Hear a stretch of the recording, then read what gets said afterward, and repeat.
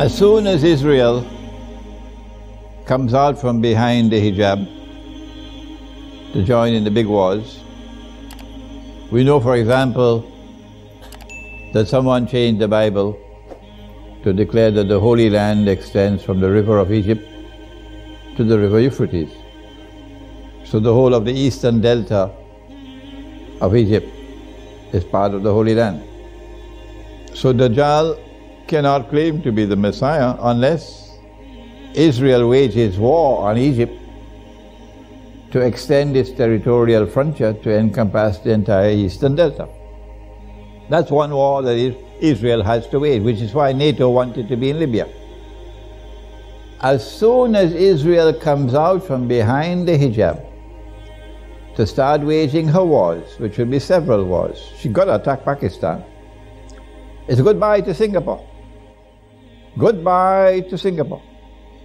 Singapore cannot survive because of the foolish policies of Lee Kuan Yew. Little Singapore, a little island in a sea of Muslims all around you, and you have this stupidity to become little Israel? How can Singapore survive?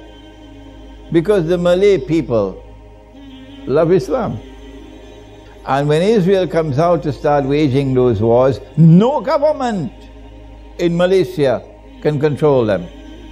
No government in Indonesia can control them. Forget it! A Singaporean who leaves Singapore to go to Johor may not return home alive. Their anger will be so great. But then what is Singapore to do? The Singaporeans know that Singapore cannot survive once Israel starts to wage her wars. So the implication for Southeast Asia is that there's going to be synchrony between Singapore and Israel. That as soon as Israel lashes out, Singapore will have to lash out in order to gain more space. Singapore will have to take either part of Indonesia or part of Malaysia, maybe Johor, in order to become a more viable entity that can survive.